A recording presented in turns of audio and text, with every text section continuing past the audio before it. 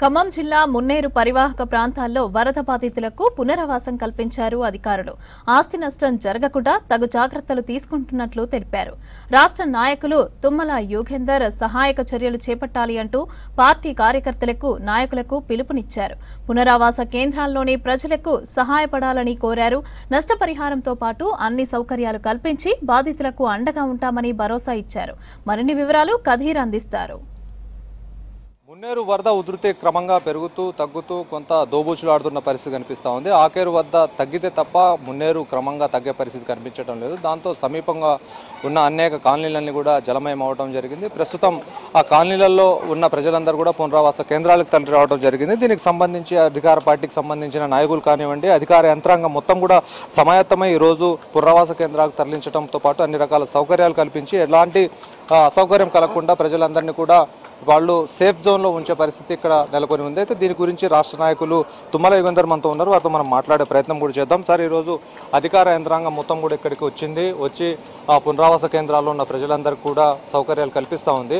ఎంతమంది ఇక్కడికి వచ్చారు, ఎంతమందిని పునరావాస కేంద్రాలకు తరలించారు, ఎలాంటి సౌకర్యాలు కల్పిస్తున్నారు? సుమారు ఇక్కడ ఈ తుఫాన్ ప్రభావం వల్ల సుమారు 400 నుంచి 500 మంది కుటుంబాలు డైరెక్ట్గా ఎఫెక్ట్ అయి ఉన్నాయి.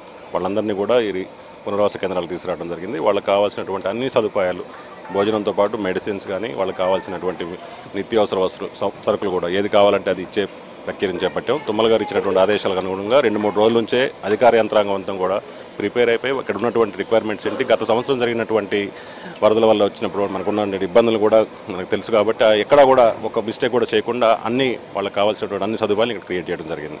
అంటే ప్రత్యేకించి అధికారుల బృందం ఎంతమంది ఇక్కడ ఉన్నారు? దాంతోపాటు ఈసారి వర్షాల వల్ల అనేక పంట నష్టం కూడా అనేక చోట్ల వాటిల్లినట్టు తెలుస్తూ ఉంది. ఆ పంట నష్టాన్ని, ఇక్కడున్న ఆస్తి నష్టాన్ని ఏ విధంగా సమన్వయం చేస్తున్నారు? ఇక్కడ ఉన్నటువంటి మేజర్గా ఆస్తి నష్టం, ప్రాణ నష్టం జరగకుండా చేసాం. ఖమ్మం పట్టణంలో మున్సిపల్ యంత్రాంగం మొత్తం కూడా కమిషనర్ గారి నేతృత్వంలో, అలాగే కలెక్టర్ గారి నేతృత్వంలో రెవెన్యూ టీం మొత్తం కూడా కంప్లీట్గా ఇక్కడ డెడికేట్ అయిపోయినారు. హెల్త్ ఇన్ఫ్రాస్ట్రక్చర్ని కూడా వాడి ఎటువంటి సీజనల్ ఇబ్బందులు కూడా లేకుండా కూడా వాళ్ళని కూడా అవేర్నెస్ క్రియేట్ చేయడం జరిగింది. అన్ని డిపార్ట్మెంట్లు సమన్వయం చేసుకొని ఎక్కడా కూడా ఇంత పెద్ద విపత్తు జరిగిన 3-4 డివిజన్స్లో ఎక్కడా కూడా ఒక రూపాయి ఆస్తి నష్టం కానీ, ఒక ప్రాణ నష్టం కానీ లేకుండా చేసినటువంటి ఘనత అధికార యంత్రాంగం దక్కుతుంది. వారికి ధన్యవాదాలు తెలియజేస్తున్నాం. అయితే ఇప్పుడు ప్రస్తుతం పునరావాస కేంద్రాల్లో ఉన్న వాళ్ళు ఇక్కడ ఎన్ని రోజులు ఉండాల్సి వస్తుంది? వెంటనే వాళ్ళు ఇక్కడ నుంచి వెకెట్ చేసి వాళ్ళ ఇళ్లలోకి వెళ్ళే పరిస్థితి ఉండదు. వాళ్ళ ఇళ్లలోకి వెళ్ళిన తర్వాత కూడా వాళ్ళకి సహాయక చర్యలు ఏమైనా చేపట్టడం కోసం ప్రభుత్వం ఏమైనా ముందుకు వస్తుందా? తప్పకుండా. గతసారి కూడా మీరు చూశారు, ఎఫెక్ట్ అయిన ప్రతి ఇంటికి 16,500 రూపాయలు ఇచ్చాం.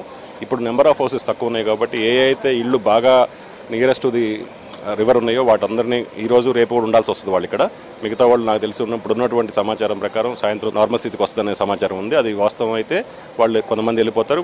ఉన్న వాళ్ళకి వాళ్ళు మళ్ళీ వాళ్ళ జీవనం మళ్ళీ సమానంగా జరిగేంత వరకు మేము తోడ్పాటిస్తాం. అంటే ఒకవైపు ఆర్సీసీ వాల్స్ నిర్మాణం యొక్క స్పీడప్ని పెంచే అవకాశం ఏమైనా ఉందా? అనేక చోట్ల డిమాండ్ వినిపిస్తూ ఉంది. దాంతోపాటుగా ఎన్ని కాలనీలు ఎక్కువగా ఎఫెక్ట్ అయినాయి, ఆ ఎఫెక్ట్ అయిన కాలనీలకు ఏమైనా పరిహారం అందించే అవకాశం ఉందా? ఎఫెక్ట్ అయిన కాలనీల కంటే ఎఫెక్ట్ అయిన ప్రాంతాలు ఉన్నాయి. 2-3 ప్రాంతాలు, ఒక కాలనీలో 2-3 లేన్స్ వరకు ఎఫెక్ట్ అయినాయి. ఆ ఎఫెక్ట్ అయిన ప్రతి ఏరియాకి కూడా కంపెన్సేషన్ ఇవ్వడం జరుగుతుంది. ఎవరూ కూడా ఈ వరదల వల్ల ఇబ్బంది పడని పరిస్థితి ఉంటుంది. ఇబ్బంది పడరు అనేది కాంగ్రెస్ పార్టీ ధైర్యంగా ఇవ్వగలుగుతున్న మాట. ఇప్పుడు ప్రస్తుతం ప్రకాష్ నగర్ చప్టా ఎత్తు తగ్గించాలనే డిమాండ్ సుదీర్ఘకాలంగా వినిపిస్తూ ఉంది. ఆ ఎత్తు తగ్గించినట్లయితే ఈ మున్నేరుకు ఆ ముప్పు ఉండదని చెప్పేసి అనేక సార్లు చెప్తా ఉన్నారు. అయితే కొద్దిగా కూల్చి దాన్ని అదేవిధంగా యథావిధిగా ఉంచారు. దాన్ని ఏమైనా కూల్చే అవకాశం ఉందా? దాన్ని అసలు ఎందుకు అట్లా నాంచుతున్నారు? అంటే ఆల్రెడీ మనం ఆ డెసిషన్ తీసుకునేసరికి 5 స్పాన్స్లో ఒక స్పాన్ తీయడం జరిగింది. దానివల్లే మనకి కొంచెం ఫ్లడ్ తగ్గురావడం కారణం. రాబోయే రైనీ సీజన్ అయిపోగానే తుమ్మల గారు చెప్పారు, ఆల్రెడీ ఇన్స్ట్రక్షన్స్ ఇచ్చున్నాం. 5 స్పాన్స్లు కూడా మొత్తం కూడా డిస్మాంటిల్ చేసేసి వాటికి గేట్స్ పెట్టడమా లేకపోతే 2 మీటర్స్ హైట్ తగ్గించడం అనేది నిర్ణయం తీసుకుంటారు. దానికి అనుగుణంగా రాబోయే భవిష్యత్తు కాలంలో మళ్ళీ సంవత్సరంలో ఖమ్మం పట్టణానికి వరద రాకుండా చేసే బాధ్యత తుమ్మల గారు కాంగ్రెస్ పార్టీ తీసుకుంది.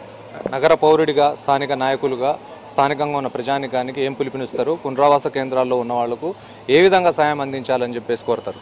అంటే స్వచ్ఛంద సంస్థలు ఖమ్మం ముందుంటుంది. ఎవరికైనా ఇబ్బంది ఉంటే వచ్చి సహాయం చేసే గుణం మనందరికీ ఎక్కువ. తప్పకుండా ఎఫెక్ట్ అయిన కుటుంబాలందరికీ మీకు సాధ్యనంత సహాయం చేయమని అర్థిస్తున్నాం. గవర్నమెంట్ చేయాల్సింది గవర్నమెంట్ చేస్తుంది. వాళ్ళు మళ్ళీ వాళ్ళ జీవన ప్రమాణం నిలబడే విధంగా మనందరం సాయం చేయాల్సిన సమయం ఆసన్నమైంది. అంటే స్టాగ్నేట్ అయి ఉన్న వాటర్ ఎక్కడెక్కడైతే ఉందో ఆ వాటర్ని ఏ విధంగా బయటికి పంపించే అవకాశం ఉంది? ఇప్పుడు మనం కొన్ని కాలనీల్లో చూస్తే ఆ వాటర్ ఇప్పట్లో పోయే పరిస్థితి లేదు. ఆ ఇంటి వాళ్ళను ఎలాంటి ప్రత్యామ్నాయం చూపిస్తారు? కాకపోతే కూడా మనం వెయిట్ చేయాల్సిన పరిస్థితి, ఎందుకంటే మనం దాన్ని ఎంత ఎవాక్యువేట్ చేసినా కూడా మళ్ళీ రీఫిల్ అవుతూ ఉంటుంది. కాబట్టి దాన్ని న్యాచురల్గా ఎవాక్యువేట్ అయిపోయిన తర్వాత మనం చేయాల్సినటువంటి కార్యక్రమం చేస్తాం. తప్పకుండా వాళ్ళకి కావాల్సినటువంటి సబ్సిడీ అయితే రేపు మార్నింగ్ 5 o'clock నుంచి శానిటేషన్ జరుగుతుంది అన్ని డివిజన్స్లో. ఆ డివిజన్స్లో మీ అందరం కూడా పాత్ర తీసుకొని మళ్ళీ ప్రజలకి వాళ్ళకి కావాల్సినటువంటి అన్ని సౌకర్యాలు కల్పించేంత వరకు మీ అందరం కూడా ఇక్కడే ఉంటాం. అంటే పునరావాస కేంద్రాల్లో ఏ స్థాయి అధికారులు ఇక్కడ విధుల్లో ఉంటారు? ఎలాంటి వైద్యం పరంగా కానివ్వండి, విద్యాపరంగా కానివ్వండి, ఎలాంటి అసౌకర్యానికి గురైనా కానీ దాన్ని ఫుల్ఫిల్ చేసే విధంగా ఎవరిని నియమించారు? ఇప్పుడు ఇక్కడ ఈ పునరావాస కేంద్రం ఎగ్జిక్యూటివ్ ఇంజనీర్ మున్సిపాలిటీ కృష్ణలాల్ గారు చూస్తున్నారు. అలాగే డిఎంహెచ్ఓ గారు హెల్త్ పారామీటర్స్ చూస్తున్నారు. మధ్యాహ్నం సుమారు 1500 మందికి ఇక్కడ భోజనాలు చేయడం జరిగింది. మళ్ళీ రాత్రి కూడా అదే 1500 మందికి భోజనాలు చేసి దూర ప్రాంతంలో ఉన్నటువంటి దంసలాపురం ప్రాంతానికి కూడా ఇక్కడ నుంచి భోజనం వండి పంపించడం జరిగింది. ఎటువంటి కోఆర్డినేషన్ కావాలని అందరం కోఆర్డినేట్ చేసుకొని ఎక్కడైనా ఇబ్బంది ఉన్నా కూడా సంబంధిత అధికారులకు బాధ్యత పెట్టాం. వాళ్ళ నుంచి వాళ్ళ ప్రజలకు కావాల్సిన అన్ని కూడా చేసే కార్యక్రమం చేపడుతున్నాం. ఉదయం నుంచి అనేక కాలనీలలో తిరుగుతూ ఎక్కడ అసౌకర్యం కలగకుండా పునరావాస కేంద్రాల్లో ఉన్న ప్రజలు ఇబ్బందులు ఎదుర్కోవద్దని చెప్పేసి తుమ్మల యుగంధర్ ప్రత్యేక చొరవ తీసుకొని అన్ని రకాల సదుపాయాలను కల్పిస్తూ ఉన్నారు.